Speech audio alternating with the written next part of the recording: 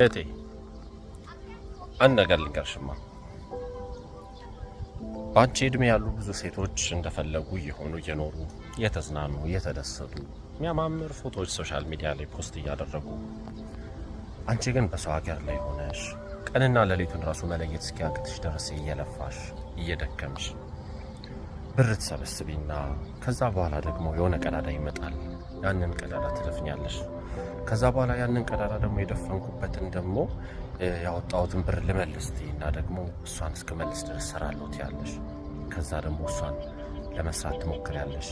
ከዛ በኋላ ደግሞ ሌላ ቀዳዳ ይመጣል።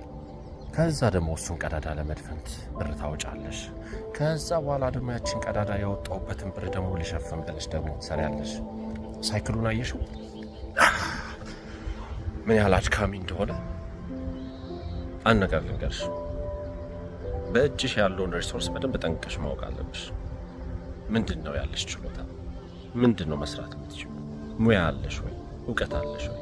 እውቀትና ሙያ ካለሽ ለዛ እውቀትና ሙያ የሚያገለግልሽን ያህል ብር ከያሽ አስቢበትና ቁርጠሽ ተመልሰሽ ወደ ሀገርሽ ሂጂ።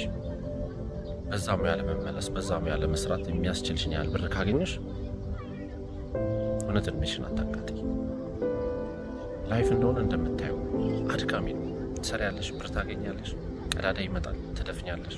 ያችን ደግሞ ያወጣሁትን ቀዳዳለሽ ያወጣሁትን ብር ደግሞ መልሼ እስካገኝ ድረስ ያለሽ እድሜሽን በዛው ሳታቂው ሳታስቢው እልም ስትረሱን በዛው ልክ ምንም። ይሄ በጣም ትልቅ እውቀት አይጠይቅም። እጅሽ ላይ ምን አለ? ምን መስራት ትችላለሽ? ወደ ሀገር ቤት ብትመለሽ ምን ማድረግ ትችላለሽ? ያንን በስነ ስርዓት ላይ ነው ታርገሽ በስነ ስርዓት ቁጭ ብለሽ አስበሽ፣ ለዛ ደግሞ የሚያስፈልገኝ ብር ምን ያህል ነው ብለሽ አስበሽ፣ ለዛ የሚሆን ብር እስክታገኝ ድረስ ድፍና አድርገሽ ጆሮሽን መጥሚያ ለማንም ምንም ነገር ሳትሰሚ ያችን ብር ካገኘሽ በቃ ሂጂ፣ ህይወትሽን ኑሪ፣ አትድከሚ።